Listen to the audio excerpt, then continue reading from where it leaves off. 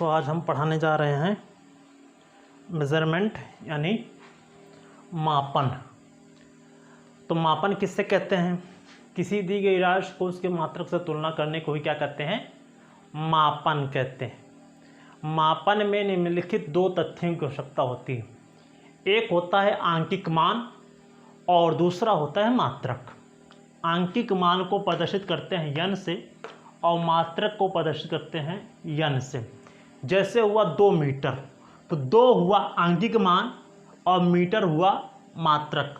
100 KG, 100 हुआ आंकिक मान और केजी हुआ मात्रक।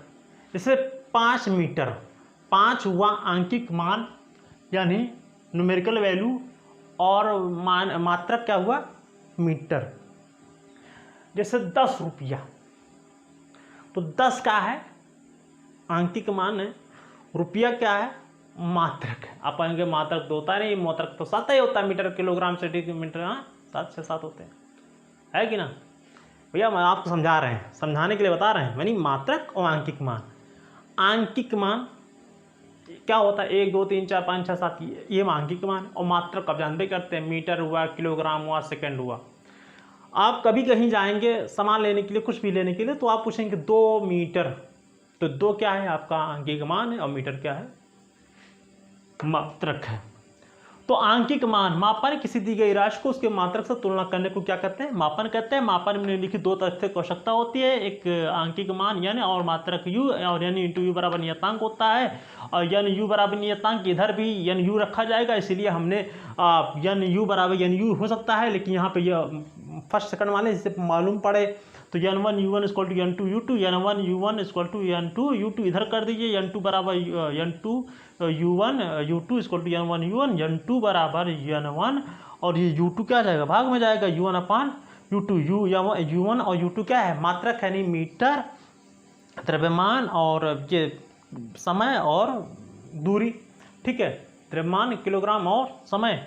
तो बड़ा मात्रक छोटा मात्रक यानी n2 बराबर n1, m1 अपान m2, n2 t1 अपान t2। यदि m1 द्रव्यमान में किलोग्राम में और l1 मीटर में तथा t1 सेकंड में हो तो m2 द्रव्यमान अगर किलोग्राम में है तो द्रव्यमान जो हो जाएगा ये, अगर किलोग्राम है तो यहाँ पे छोटा मात्रक यानी ग्राम में, और यहाँ पे मीटर में है तो ये सेंटीमीटर में, और सेकंड में है तो ये L1 भी सेकंड में और T1 भी सेकंड में। तो इससे क्या होता है? न्यूटन का नियम निकाला जा सकता है।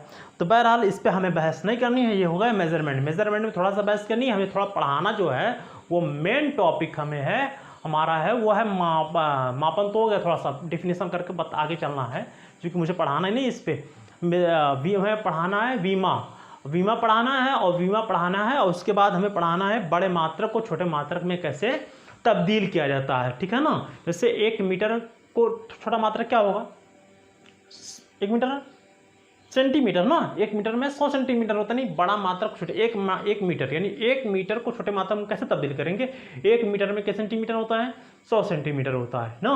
1 किलोग्राम में कितने ग्राम होते हैं? 1000 ग्राम होता है ना। यानी बड़ा मात्रक का फिर छोटा मात्रक है, तो तब्दील हो रहा है ना। एक वहाँ भी लगा, एक वहाँ भी लगा, लेकिन फ़र्क है कि वहाँ पे 1 किलो है, 1 केजी है, यहाँ पे ग्राम है, लेकिन मात्रक वही है। मात्रक बदल रहा है, अंक बदल रहा है। तो बड़े मात्रक को छोटे मात्रक में बदलेंगे। तो उसी तरीके से तो आप जानते हैं, कहेंगे ये कौन सी बात है? कि तो पुरानी बात है, मीटर को सेंटीमीटर ये सब तो आता ही है, बचपन में पढ़ेंगे, कोई बात नहीं। तो कुछ बात नहीं है। जैसे ताकत होती है, कुव्वत यानी फोर्स यानी बल, तो बल का मात्रक क्या होता है? बल का मात्रक होता है किग्रा मीटर प्रति सेकंड, उसको जिसे कहते हैं न्यूटन ना। न्यूटन चूंकि न्यूटन ने खोजा था इसलिए न्यूटन का नाम पड़ गया। तो बल का मात्रक क्या होता है? न्यूटन होता है। तो ये न्यूटन जो बड़ा मात्रक है इसको छोटे मात्रक में बदलेंगे, यानी न्यूटन को 1 न्यूटन को बदलना है किसको? छोटे मात्रक में। जैसे 1 मीटर को 100 सेंटीमीटर, तो 1 न्यूटन को समझ रहे हो ना।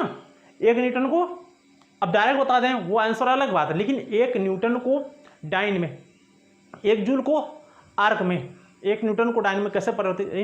जो बल का मात्रक को बड़ा मात्रक क्या होता है? न्यूटन होता है, और छोटा मात्रक क्या होता है? मात्रक यूनिट, वो डाइन होता है। क्या होता है? डाइन। और जूल का बड़ा मात्रक, कार्य का बड़ा मात्रक क्या होता है? जूल। कार्य, काम, वर्क, कार्य का बड़ा मात्रक क्या होता है? जूल। और छोटा मात्रक अर्ग। तो ये परिवर्तित कैसे करते हैं ये आपको समझाएंगे, लेकिन उसको समझाने से पहले हमें बताना पड़ेगा वीमा। क्या बताना पड़ेगा? वीमा। शायद एक बार बता भी चुके हैं वीमा, तुम्हें वीमा बताना पड़ेगा। जब आपको वीमा आ जाएगा मेजरमेंट में, तो वीमा बताने के बाद तो फिर हो जाएगा काम। आप 1 न्यूटन को डायनेमिक में कैसे तब्दील करेंगे, 1 जूल को कैसे बदलेंगे। अच्छा, वीमा, फिर वीमाओं के निम्नलिखित 3 उपयोग हैं। वीमा के निम्नलिखित 3 उपयोग है। एक पद्धति की मात्रा को दूसरी पद्धति में बदलना और सत्यता सारणी को जांच करना। तो एक पद्धति की मात्रा को दूसरे पद्धति में बदलना, ये एक पद्धति की मात्रा को दूसरे पद्धति में बदलना पहला ही बताएंगे, क्योंकि पहले वीमा बताएंगे, फिर वीमक बताएंगे कि वीमक बाद बताएंगे एक पद्धति की मात्रा को दूसरे पद्धति में बदलना, जैसे 1 न्यूटन को दूसरे डायन में कैसे बदलते हैं ना। फिर सत्यता सारणी की जांच करना, जैसे बराबर ut plus half at square. अब ये समीकरण सही है कि नहीं सही है, तो दोनों तरफ का क्या निकालेंगे, वीमा निकालेंगे।